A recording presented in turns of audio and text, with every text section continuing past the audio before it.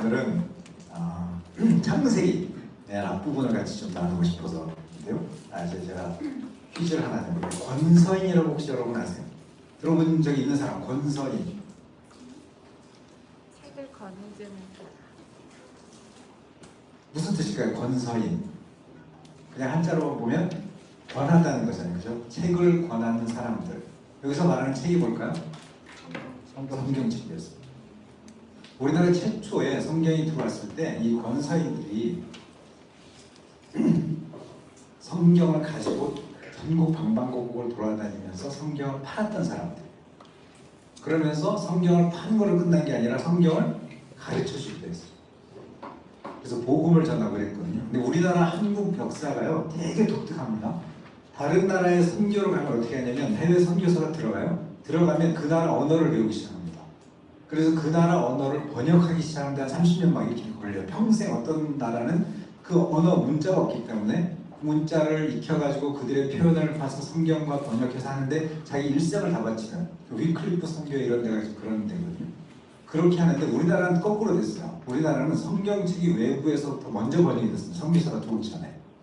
중국에서 선교가 되면서 존 로스 목사님이 번역을 시작하면서 이영찬, 백홍준, 서상윤, 이성아 이런 분들이 중국 성경을 번역하기 시작하면서 한국의 성경을 번역했고 거의 똑같은 시절에 일본에서 이수정이라는 분이 또 성경을 번역한 거예요. 그러니까 중국에서 성경이 번역됐고 일본에서 성경이 번역돼서 성경책이 먼저 외국 선교사가 들어오기 전에 전파된 나라. 우리나라 그런 나라입니다. 다른 나라는 해외 선교사가 처음 들어가서 예수에 대해서 아십니까? 하기 시작하면서 그들의 언어를 배우기 시작하고 그들의 문자를 만들기 시작해서 그걸 번역하기 시작하는 데만도 몇십 년 걸리는데 우리나라는 거꾸로 우리나라 문자가 있었잖아요.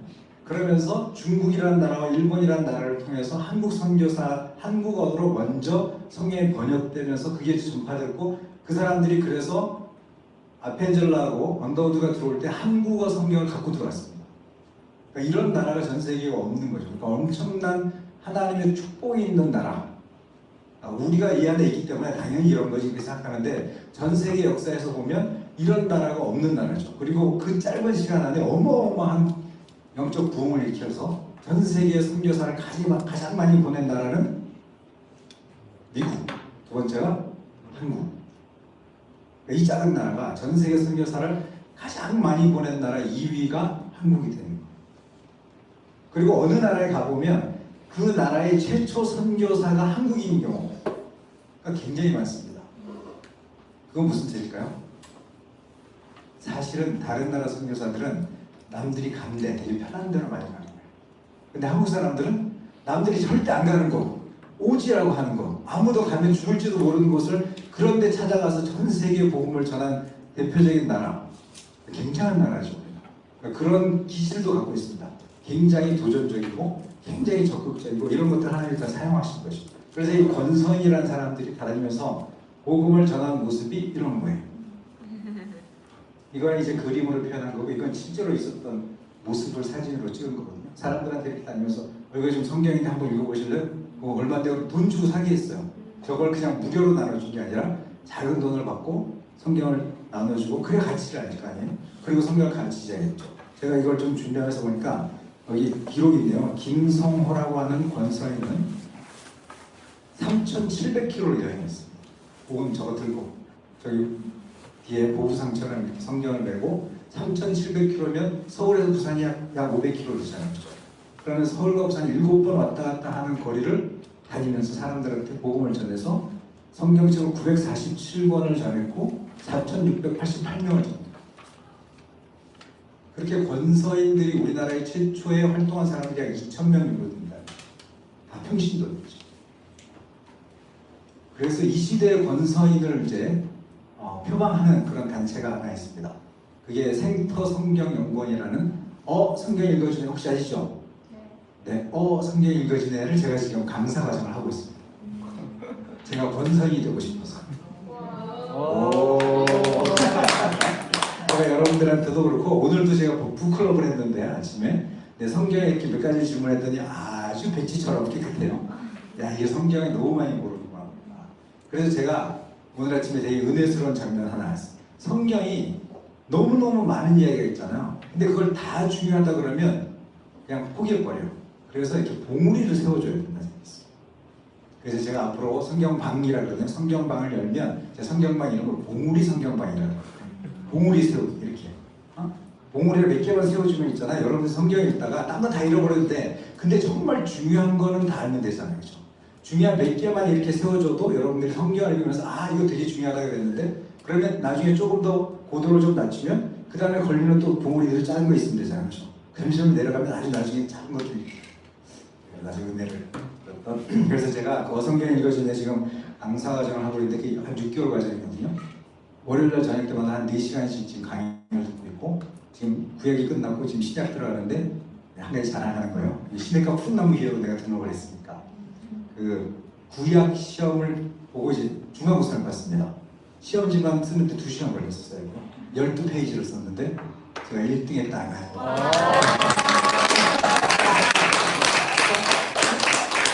시내가 푸른 나무 교회 영광입니다. 그래서 지난주 토요일 날은 또 시범 강의를 해야 됐어. 내가 1바 했습니다. 1바. 근데 그 강의가 뭐냐면 창조에 대한 얘기였어. 창조. 제가 문과생이잖아요. 근데 거기는 자연과학자로서의 하나님이 있고 인문사회과학적인 하나님이 두 가지를 강의해야 되거든요.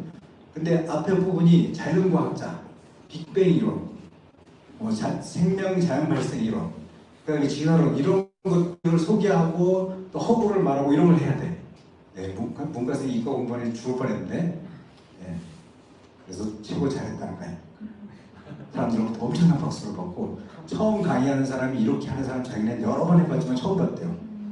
기대되시죠? 다음에 내가 이거 다 끝나고 나면 성경방을 열으려고 그래. 성경 공부하고 싶은 사람 모이세요? 그러면 제가 성경을 배운 대로 가르쳐 줄 테니까 조금씩 배워가시면. 그래서 오늘 내용도 제가 했던 것 중에 아까 앞에 부분에 우리 성경 읽은 거 그게 인문사회과학 영역에서의 하나님에 대한 얘기고요. 그 앞에 부분 하나님이 첫째 날, 둘째 날, 셋째 날은 자연과학 분야잖아요. 그렇죠? 지구가 어떻게 생겼고 달이 어떻게 생겼고 뭐 이런 이야기들은 자연과학에 대한데 오늘 자연과학까지 하면 시간이 넘어가기 때문에 오늘은 인문사회과학에 대한 이야기입니다. 자, 사람들 이런 질문 하잖아요. 인생은 많은 질문의 선택 속에 있거든요. 어떤 걸 내가 할까? 그 중에 사람들이 이런 질문을 하죠. 사람의 존재 목적은 뭐냐? 뭐 위해서 살아야 되냐? 이렇게 되잖아요. 자, 교회에서 뭐라고 배웠습니까? 그렇죠. 하나님의 영광을 위해서. 그래서 이 웨스트민스터 소요리 문답의 1번 질문이 그거예요.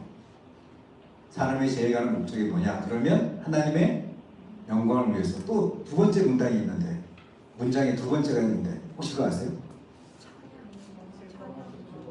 오 역시 네 은하자매가 면을 붙잡고 들었어. 하나님을 영원히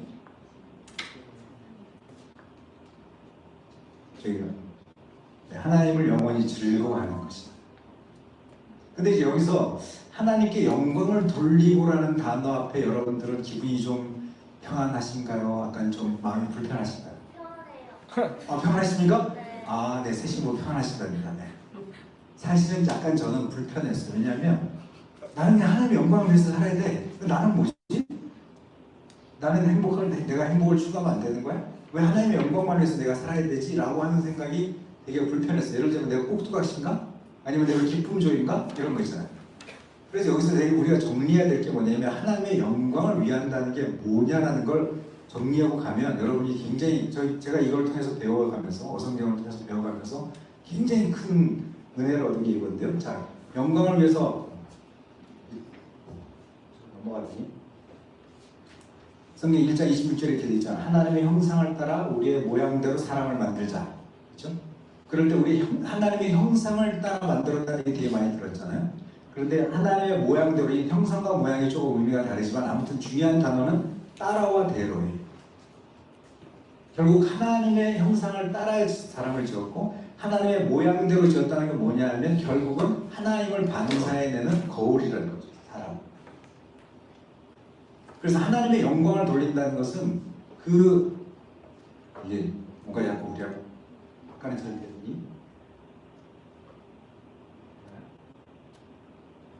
그래서 하나님의 형상을 우리가 반사해낼 때 그게 하나님의 영광이 된다는 거예요.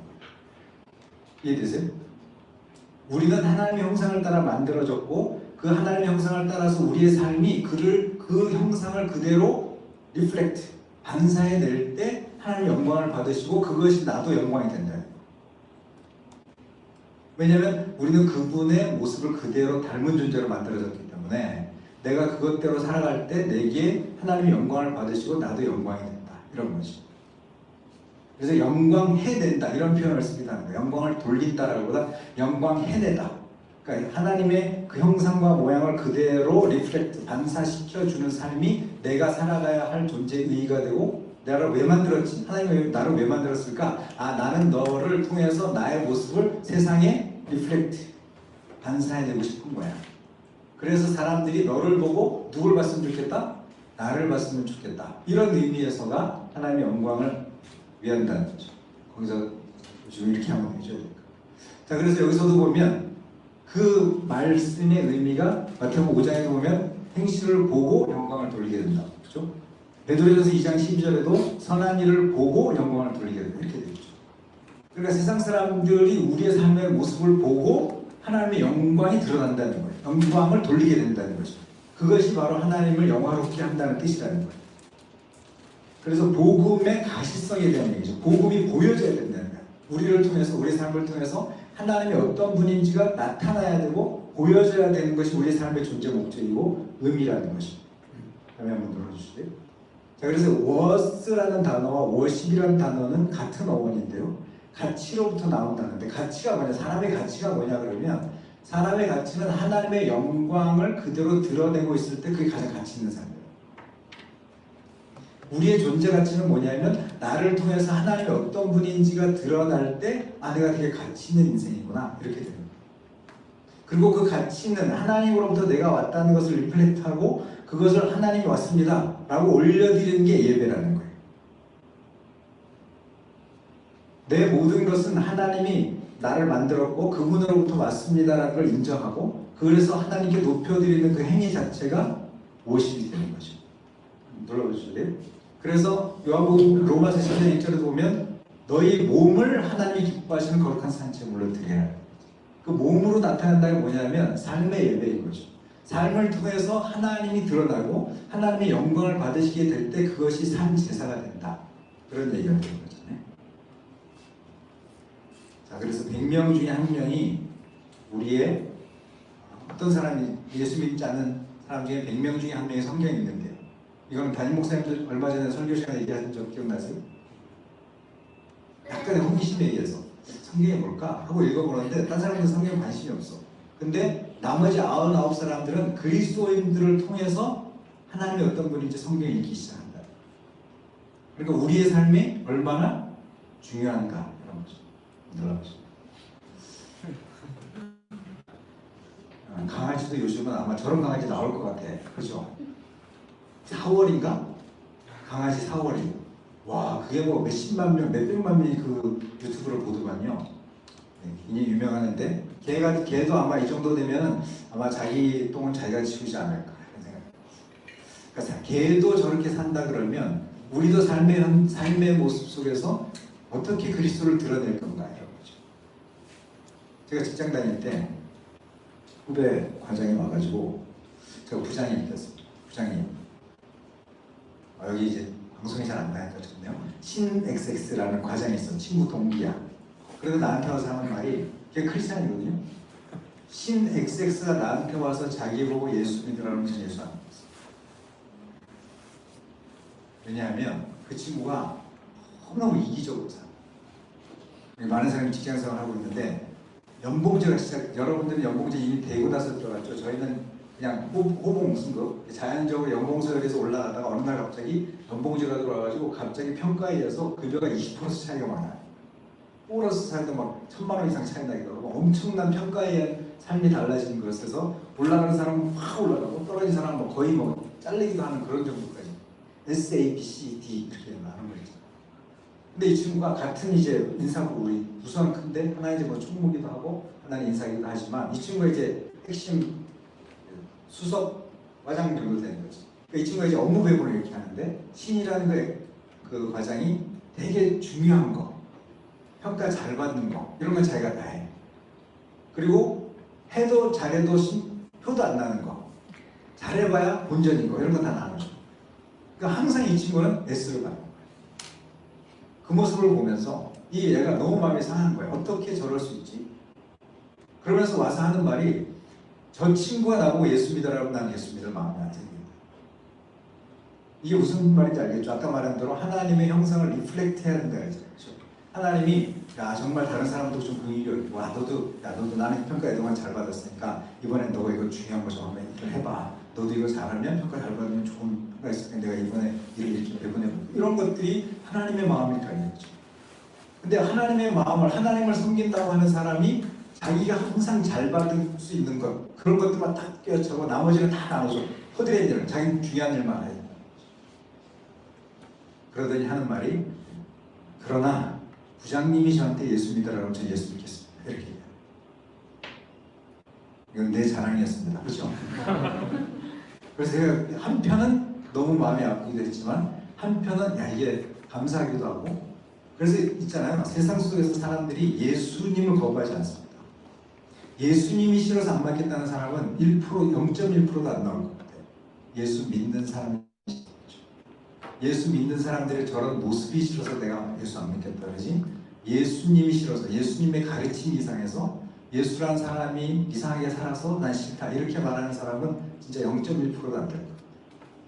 이 한국교회에서 왜 사람들이 다 기독교라고 얘기하냐 이거죠. 그것은 우리가 신앙적으로 열심히 들여서 그렇지 않습니다. 지금 우리 야베스 지금 500명이나 나오고 있잖아요. 그 세상 사람들이 야 우리가 1000명이 나와야 되는데 500명밖에 안 나오니까 내가 예수 안 믿겠다 이렇게 안 한다니까. 우리의 열심이 부족해서 예수 안 믿겠다는 게 아니라 우리의 하나님의 삶을 그대로 드러내는 하나님의 형상을 리플렉트 해야 되는 걸 못하고 있기 때문에 세상 사람들이 우리를 기독교라고 그래요. 한국인의 신앙이 열심히, 아까 한국이 되게 독특한 나라라고 했잖아요. 외국에서 기도를 할 때 통성기도 하자 그럴 때 통성기도를 Let's pray 이렇게 할 때 통성기도를 영어로 뭐라 그래요? 이거 얘기했더니 되게 재밌게 하던데 통성기도를 뭐라는 줄 알아요? Let's pray Korean style prayer. 이게 전 세계적으로 유명한 통용되는 언어예요. 한국 사람처럼 기도하자라는 게 뭐냐면 통성으로 쥐야 하는 거예요.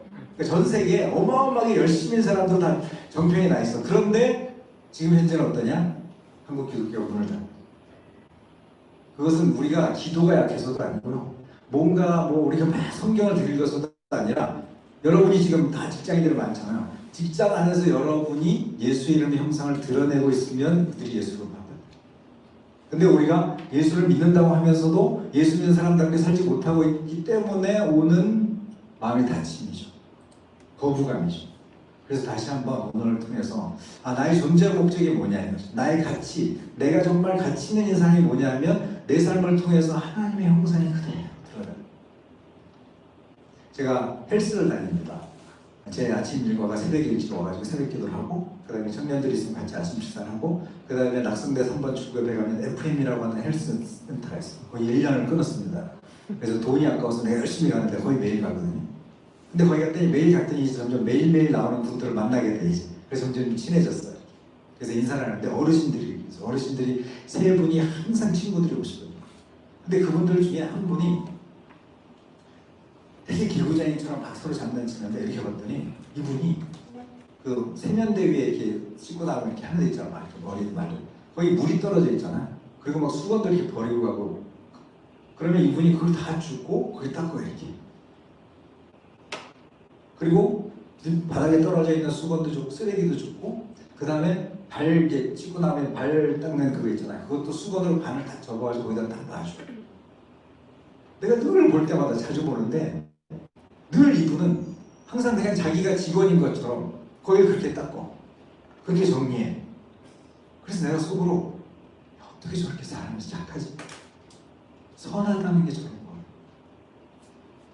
그래서 저도 나도 그분을 닮아서 한 거지. 그래서 이렇게 닦기도 하고 이렇게 하거든요. 그런 모습들이 보여져야 된다는 거죠. 우리가 그리스도인이라면 삶의 현장에서 삶을 살아가는 그 일상 속에서 남이 보든 안 보든 상관없이 이게 지저분해, 더러워, 그럼 이렇게 하는 거죠.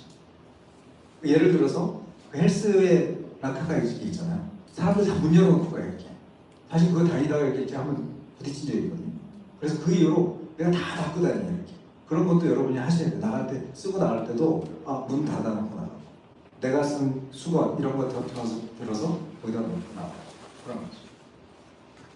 그런 작은 행동 하나하나가 우리의 삶 속에서 그리스도의 형상, 하나님이 나를 만드신 형상이 자연스럽게 드러나는 거죠. 오늘 한 분을 칭찬하고 싶은데, 보이느냐 안 보이지? 제 눈으로는 아직 잘 안 보이는 것 같은데요. 이거는 선한 일은 앞에 이렇게 실명을 걸어놔도 좋을 것 같습니다. 이제 병민 형제가 있는데 취직을 하려고 하고 있습니다. 근데 이제 명우 형제랑 같이 살고 있잖아요. 둘이 이제 동거를 하고 있습니다. 동거인이에요. 근데 요즘 이제 면접을 보러 다니기 시작한 거예요. 그래서 처음으로 이제 서류가 통과돼가지고 면접을 보러 딱 갔는데, 요즘 이제 서울시에서 면접 보러 갈 때 옷는 옷을 무료로 빌려줍니다. 이렇게.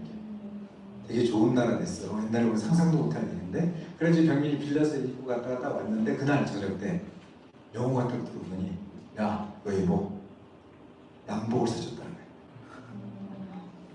감동이죠. 야, 내가 그래서 신형도 안 사준다 그랬어. 나는 우리 형으로부터 내가 그런 서비스를 받아본 적이 없기 때문에 너무 감동이에요. 그리고 명호도 돈을 그렇게 많이 벌겠어요, 그렇죠? 그런데도 불구하고 같이 지금 직장을 얻기 위해서 고생하는 동생이 너무 마음에 안쓰러웠어. 그리고 맨날 저렇게 옷을 빌려 입고 어차피 양복 하나는 있어야 될 것 같으니까, 그래서 자기 얼굴을 딱 발라내서 동생을 위해서 딱. 너무 멋있지 않아요? 우리가 살아내야 될 삶이 그런 거라요. 그럴 때, 자 보세요. 그렇게 될 때 하나님 너무 귀하다고 그러면서 명호도 너무 영광스럽게 되잖아요, 그렇죠? 우리가 존귀하게 된다는 게 뭐냐면, 그런 삶을 살아낼 때 존귀하게 되는 거예요. 그러니까 여러분들이 내일부터 또 직장에 나가서도 한번 내 삶이 그리스도를 리플렉트하고 있는가, 내 삶이 하나님의 형상을 나를 통해서 내 삶의 직장의 환경 속에서 구체적으로 드러나고 있는가, 한번 계속 한번 자기를 돌아보면 좋겠다. 나의 말투하나 어떤. 제가 아는 비비비 자매의 딸이 제주도에서 디저트 가게에서 일을 하고, 근데 그 집 사장이 26살, 여러분들 훨씬 어리죠? 1청년이죠. 26이면 26살인데 그 디저트 카페 사장이에요. 부모님을 잘 만나가지고 엄청난 돈을 벌고 있는 거죠. 그래서 이제 딸을 위해서 디저트 가게를 멋지게 좀 만들어줬어요. 그래서 사장이야, 26살. 근데 거기서 일하는 사람들은 30살, 34살인 언니들이지. 근데 그 언니들한테 말을 그래서 울면서 나. 그러다가 어떤 한 사람이 그 문제를 직접 제기했습니다. 사장님하고 나 이거 못하겠다. 어떻게 사람이 기분 나쁘게 그렇게 말을 하냐. 내가 지금 이런 말 들으면서 여기서 있고 싶지 않다. 그래서 자기도 너무 충격을 받은 거야. 그래 놓고, 아니 내가 그렇게 말합니까? 사실은 그렇게 말해. 우리 언어 하나가 사람을 죽일 수도 있습니다. 내가 크는데 내가 예수를 믿는다고 하는데 말이 그렇다고 한번 생각해 보면 하나님의 영광이 다 가르쳐지는 거죠. 굉장히 중요한 일인 것 같아요. 나를 통해서 세상 속에 그리스도의 하나님의 형상이 리플렉트 되고 있는가를 우리가 돌아보자. 그럴 때 세상에 새로운 소망이 생기고 새로운 기대가 생길 수 있는 거죠. 자, 두 번째로는 성경에 보면 하나님이 사람을 지을 때 이런 내용이 나옵니다. 첫째 날, 둘째 날, 셋째 날 다 짓고 다 좋으셨어요. 그런데 하나님이 딱 좋지 않았다고 하는 게 하나 나오는데, 그게 뭐냐면 사람이 독취하는 게 좋지 않구나. 자, 그러면 제가 일부러 파란색으로 만들어왔는데, 자, 문맥을 한번 보세요. 18절에서 사람이 혼자 사는 것이 좋지 못하니 돕는 배필을 지으리라 하고, 21절에 여호와 하나님이 아담을 깊이 잠들게 하시며, 이렇게 연결하면 되죠. 문맥상. 그죠? 그런데 되게 이해가 되지 않는 문맥의 스토리가 두 절이 들어가 있는 거예요. 파란색으로 된 게. 이름 지어라, 이렇게. 그냥 사람이, 하나님이 돕는 배필을 지으리라 그랬으면 아담이 돕는 배필이 없으므로 아담을 깊이 잠들게 해서 혈밑으로 취하면 돼, 사람을. 그런데 사건과 사건 사이에 아담으로 하여금 동물의 이름을 지으라고 했을까라고 하는 의문이 생기잖아요. 자, 이름을 짓는다는 게 뭐냐, 이런 거죠. 자, 이름을 지으려면 그 대상에 대해서 본질을 파악을 해야 돼요. 각각의 특징을 정확하게 보고 아 얘는 이렇게 생겼으니까 얘는 코가 되게 기네? 아 이거 코가 기니까 얘 코끼리라고 해야 되겠구나. 얘는 그래서 그 상대방, 내가 이름을 지어야 되는 상대방에 대한 본질을 정확하게 파악하는 작업이 바로 이름 짓는 작업이에요. 그러면서 아담은 우리가 오늘 아까 읽었던 맨 마지막에 모든 생물을 다스리라고 그랬잖아요. 그렇죠? 통치자로서 세우신 거거든요. 아담은 하나님이 만드신 피조 세계를 다스리는 존재로, 즉 왕으로서 이 땅에 온 거예요. 그 다스림의 권세를 갖는 것도 그 본질을 파악했기 때문에 그 본질을 잘 아는 사람이 다스리게 되는 거죠. 두 번째는 계속 이렇게 보다 보니까 다 암수가 있는 거야. 그런데 사람 자기만 혼자 있는 거지. 왜 나만 혼자 있지? 라고 하는 자각이 생기기 시작해요. 그 작업을 통해서. 그러다가 하나님이 여자를 만드시는데 자, 하나님이 여자를 만들 때 똑같이 흙으로 두 가지를 둘을 해가지고 동시에 만들어도 되죠. 그런데 하나님이 순차적으로 만들어요. 그렇게 따지면 남자랑 여자 중에서 누가 더 고급 제품입니까? 그렇지, 여자죠. 어떻게 하십니까? 네, 맨 마지막에 만들어진 게 가장 존귀합니다. 그리고 남자랑 여자랑 차이가 남자들이 사우나 들어가거나 이렇게 들어가서 조금씩 막 튀어나오잖아요. 근데 여자들은 막 몇 시간이고 거기 있어요. 그런 이유가 뭔지 아세요? 남자는 흙으로 만들어져서 금방 풀어져. 근데 여자는 몸 차이나야. 뼈로 만들었어, 뼈로. 그래서 오랫동안 견딜 수 있다는 후문이 있습니다. 자, 그러면서 이게 농담인데 알아들은 거죠? 자, 그러면서 본질을 파악하는 거야. 여자를 만들어 왔는데 딱 봐서 보니까 여기 이름을 지었다고 나오잖아요. 여자라 부르리라. 이것도 이름 짓는 거잖아요. 그러니까 아담이 자기랑 똑같이 생긴 존재가 딱 나왔는데 딱 봐서 본질을 파악해 보니까 자기랑 똑같은 거야. 그 표현이 이는 내 뼈 중에 뼈, 내 살 중에 살이라는 표현. 딱 보자마자 먼저 일상에 나오지.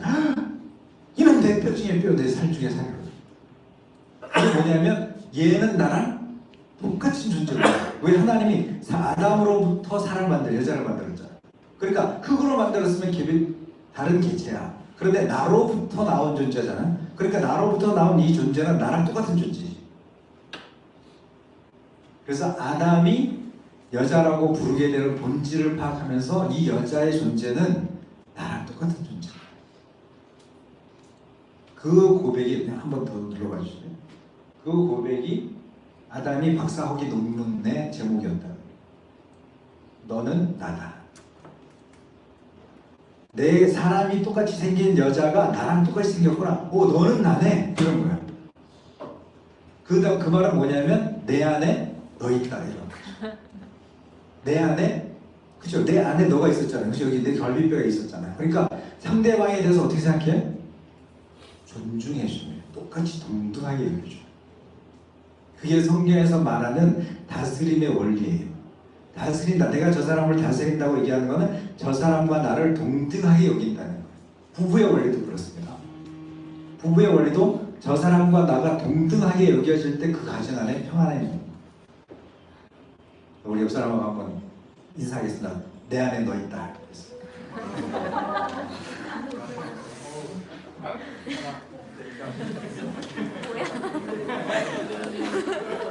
자, 상대방이 내 안에 너 있다고 한다면 우리가 어떻게 해야 될까요? 여기서 보면 사람 1이 아담이고 사람 2가 하와예요. 그러면서 둘이 이퀄이라는 거죠. 그러면서 이 둘 사이에 통치의 원리는 사랑이에요. 하나님이 우리를 자기랑 똑같이 만들었잖아요. 그래서 하나님이 우리를 사랑하시는 것처럼 사람도 나랑 똑같은 본질을 가지고 있는 여자를 보는 순간 사랑할 수밖에 없어. 왜? 내 이웃을 내 몸과 같이 사랑하라고 했잖아요. 그러니까 내 이웃인데 내 몸이야. 그러니까 사랑할 수밖에 없죠. 그죠? 그래서 하나님이 왼쪽에 보면 성부, 성자, 성령이 커뮤니티로 존재하잖아요. 그러니까 우리의 형상을 따라 우리의 모양대로라고 하는 그 우리는 공동체를 말해요. 그래서 하나님도 우리를 독처하는 것이 좋지 못한 건 뭐냐면 하나님의 존재 양태를 안 맞다는 거예요. 혼자 산다는 거예요. 그래서 하나님은 결혼하기를 원하고 가정을 꾸미기를 원하고 공동체로 살기를 원하시는 거죠. 그런데 그 공동체의 원리가 뭐냐면 너는 나다예요. 그래서 우리가 그게 다음번 들어보시면 그러면 이걸 확대하면 되게 어려운 방정식이더라고요. 계속 1이야 1. 그죠? 사람이 늘어나고 늘어나는데 예를 들어서 아담과 하와가 있었고 아담과 하와가 자녀를 낳습니다. 그러면 그 자녀도 똑같은 1에서 같이 태어났잖아요. 그럼 똑같죠? 그래서 또 1이 되는 거예요. 또 그 아이들이 또 낳는데 같은 나로부터 나왔으니까 또 1이니까 또 1이죠. 그걸 확대하면 어떻게 돼요? 전 인류는 하나예요. 그러면 전 인류를 어떻게 하냐? 하나님의 사랑으로 다스려지게 되어질 때 이 세상에 하나님의 나라가 임하게 되는 거죠. 이해되십니까? 그래서 우리가 세상에서도 나가서도 저 사람이 나라고 생각해봐요. 그럼 어떻게 하게 될까? 저 사람이 너는 나다라고 생각하면 우리가 함부로 할 수 없죠. 아까처럼 갑질하듯이 그냥 인격적 살인, 그죠? 말로 하는 인격적 살인 이런 거 할 수 없죠. 저 사람이 난데 그러면 존중해 줘야지. 그죠? 지금 이 시대에 일어나고 있는 수많은 사건들이 이 1 더하기 1은 1이라고 하는 원칙을 우리가 못 지키기 때문에 일어나는 가진 자와 못 가진 자, 갑질하는 자들 이런 사람들로 나타나는 현상들이 그런 것들이죠. 그래서 우리 안에 정말 당신은 납니다라는 생각을 갖고 살게 되면 많은 사건 사고가 해결이 되죠. 옛날에 김영균 씨였나요? 그 석탄 막 하는 그 컨베이어 벨트에 끼워가지고 죽었던 젊은 청년. 요즘 택배 노동자들 엄청나게 많이 죽어가고 있잖아요. 그런 것도 저 사람이 나라고 생각하면 그 사업주가 그렇게 할 수 있을까? 이런 생각 해볼 수 있습니다. 금방 난리 나고. 저 사람이 나라면, 내 아들이라면, 내 딸이라면, 내 자식이라면 내가 저 사람한테 너 죽든지 말든지 이거 일해 라고 말할 수 있을까? 그럴 수 없다. 우리 안에 그런 사랑이 있다면 세상 사람들을 대하는 게 되게 달라져요. 가정 안에서도 내 엄마 아빠를 대하는 내 태도도 달라지고 여기 결혼하신 몇몇 분은 결혼한 자기 배우자를 대하는 태도가 이게 달라지는 거죠. 한번 더 넣어주세요. 그래서 톰 라이트라고 하는 되게 유명한 신학자가 있는데 이 사람이 이 그림 하나인데 이 그림도 여러분이 잘 기억하면 참 좋죠. 기울어진 거울. 자, 하나님으로부터 밑에 내려오잖아요. 그래서 반사되어져서 세상으로 가는 거가 하나님의 형상이 세상에 투영되는 거야. 그 투영돼서 그 세상을 변화시키는 것을 선교라고 합니다. 리플렉트 되는 거죠. 하나님의 형상이 나를 통해서 기울어진 거울을 통해서 세상으로 투영돼 나가는 거예요. 그래서 세상에 나는 하나님을 보여주는 존재로 살아가는 거죠. 그래서 세상 사람들은 나를 보고 하나님을 보게 되겠죠. 그리고 나는 또 그 세상에 투영된 착한 일, 선한 일들을 통해서 하나님 앞에 올려드리는 거예요. 그게 예배라는 것이죠. 그래서 투영되어지고 예배되어지고 그게 겨우 기울어진 거울에 대한 이야기. 이것도 여러분이 꼭 머릿속에 기억하고 있으면 되게 많이 내 삶에 나를 통해서 하나님께 올려드린 예배는 뭘까? 예배도 사실 우리가 생각해보면요 이원론에 있어요. 일주일 동안 다 개판으로 살다가 주일날 와가지고 되게 거룩하게 막 눈 감고 손 흔들면 되게 거룩한 예배가 되는 것처럼 되지만 하나님은 엄청나게 싫어하시는 거죠. 록펠러라고 여러분들 많이 들어본 적 있죠? 뭐로 유명하죠? 석유도 11조. 요즘 뭐 많이 강조 안 하는데 옛날에는요 어마어마하게 강조됐던 사람이 록펠러. 왜냐면 11조 최고 많이 하는 사람. 이렇게 봤더니 빌 게이츠보다 지금 자산 가치로 해서 이렇게 환산하잖아요. 지금 빌 게이츠보다 3배의 재산을 더 갖고 있어요. 그러니까 어마어마한 많은 사람들이 야 록펠러처럼 11조를 많이 해봐 그럼 하나님 축복받아 이렇게 막 돼라고 했던 사람인데 실제로 록펠러는 어떤 사람이었냐면 노조 탄압하고 불법 탈세라고 독과점을 통해서 했던 사람이에요. 실제적인 예로 1913년에 콜로라도 탄광이 9,000명이 일하고 있을 때 이제 인간다운 삶을 위해서 이제 노조 문제가 생기는 거죠. 너무 탄압하니까. 그래가지고 그럴 때 구사대라 그러잖아요. 그런 사람들 투입해서 기관총을 쏴서 다 죽어요. 그래서 50명이 죽었습니다.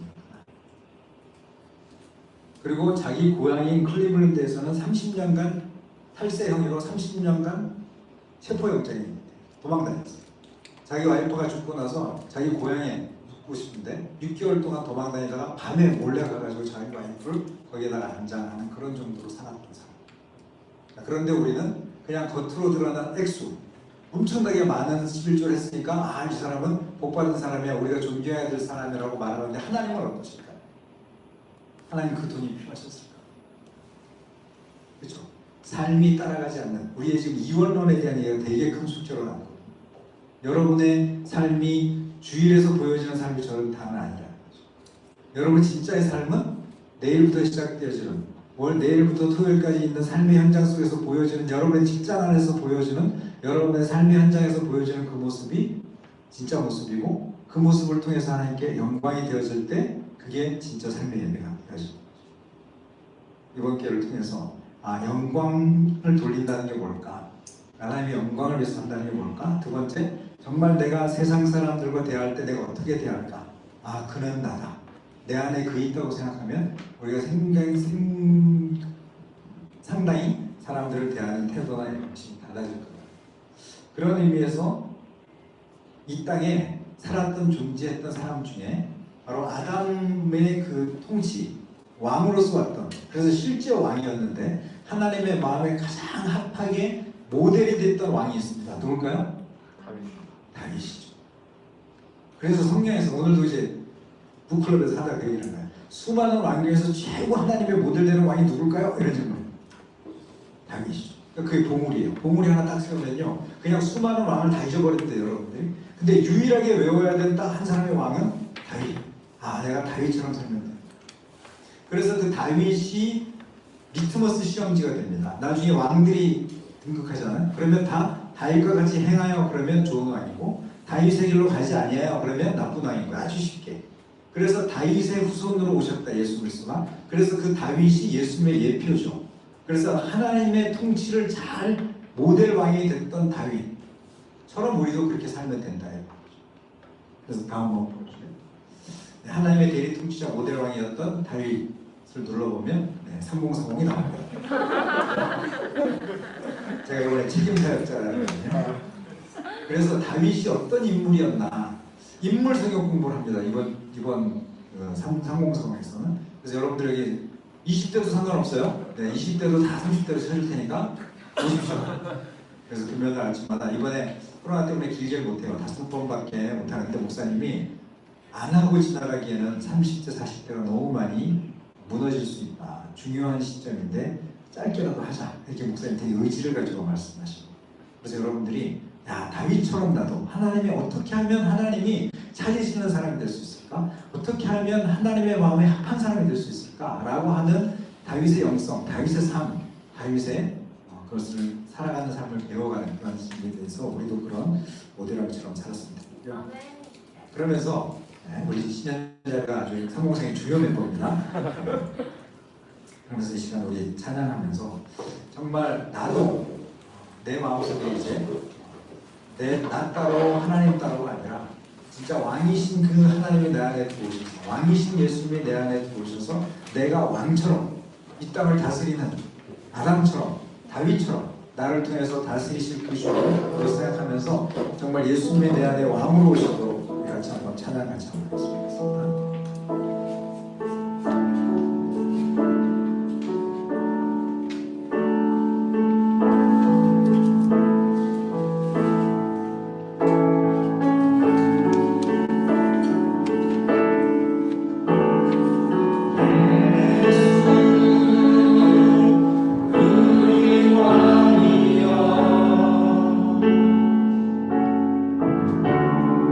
이곳에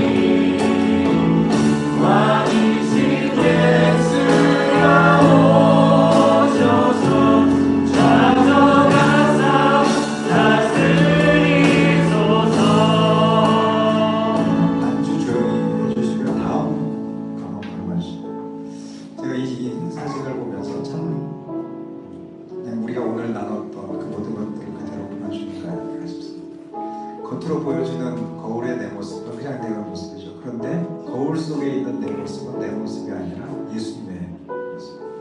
우리가 삶 속에서 살아가는 나의 삶의 모습이 남들이 나를 볼 때 예수가 보였으면 좋겠다. 내가 너를 보고 있으면 진짜 예수님이 그렇게 사셨을 것 같아. 예수님처럼 말하는가 나는 느낌이 들어. 우리에게 없는 너만이 가진 것은 바로 하나님 때문에 온 것 같아. 라는 그런 마음이 듭니다. 그러려면 우리 안에 예수님이 우선 나의 왕이 되어주셨어요. 내 인생의 보좌에 내가 앉아있다 보면 계속 내 더러운 성품이 드러나요. 내 부족함이 드러나요. 내 말이 정말 다른 사람을 죽일 수도 있는 말이 나요. 근데 내 안에 그리스도가 계시면 성령님이 나를 충만히 구하시고 그 왕이신 주님이 나를 다스리시면 내 삶의 모든 일거수일투족이 바로 예수 그리스도가 드러나고 예수님이 나타나는 거죠. 이 시간에 우리 아까 그 찬양을 눈 감고 정말 내 인생의 보좌에 내게 이제는 더 이상 내가 드러나지 않고 나는 내려오고 내 인생의 왕자에서 나는 내려오고 오직 그리스도만이 주님이신 그 주님이 왕이 되셨습니다. 예수 우리 왕이여.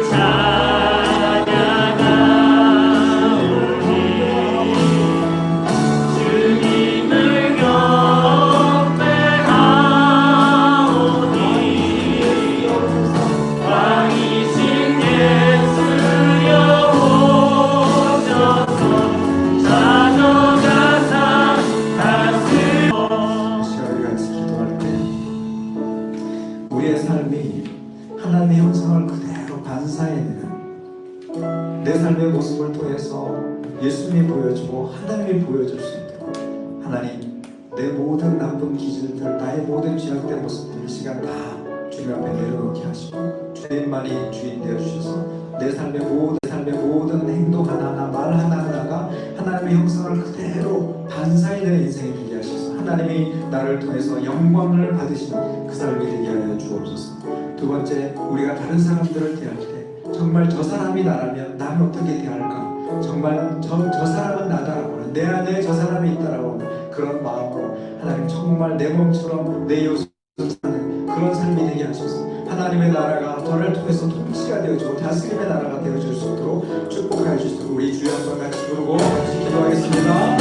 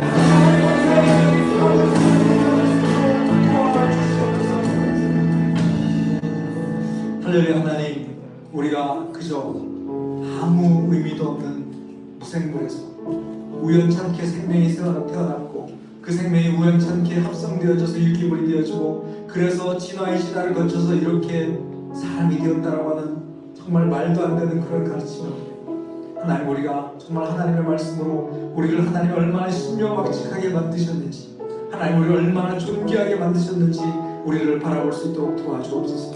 특별히 우리 안에 하나님의 형상을 담아주시고 그래서 이제 우리의 삶이 그 하나님의 형상을 그대로 반사해내는 삶이 되기를 소망하시는 그 주님 앞에 하나님, 우리가 그렇게 하나님을 잘 드러내는 삶이 되어질 수 있도록 도와주시옵소서. 우리 스스로 할 수 없음을 고백합니다. 그래서 하나님 성령님이 필요하고, 그래서 하나님 우리에게 기도가 필요하고, 그래서 하나님 우리에게 하나님의 은혜가 필요함을 고백하오니 하나님, 특별히 이제 일주일 남은 야베스 가운데 하나님 우리가 더 하나님의 광명의 빛을 받기를 소망하면서 하나님의 은혜를 소망하면서 새벽을 깨울 수 있도록 주께서 도와주시고, 그래서 그 하나님의 빛이 우리 가운데 충만히 구하여 세상에 나가서 그 빛을 반사해내는데 어려움이 없도록 그 빛을 잘 비춰내는 삶이 되어질 수 있도록 축복하여 주시옵소서. 우리 안에 하나님의 마음이 있어서 어려운 사람, 나보다 못한 사람들을 깔보고 무시하는 똑같은 세상 사람들이 아니라 하나님 그에게 다가가 당신은 난데 당신이 이렇게 어렵게 사는 것이 내가 너무 많이 아파서 손 한 번 내밀어 주기를 원하며 하나님 밥 한 번 사주기를 원하며 따뜻한 말 한 번 해주기를 원하는 우리가 되기를 원합니다. 우리를 통해서 우리의 삶의 현장이 하나님의 통치가 있고 하나님의 다스림이 있는 귀한 삶이 되어줄 수 있도록 축복하여 주시옵소서. 감사드리며 예수님 이름으로 기도합니다.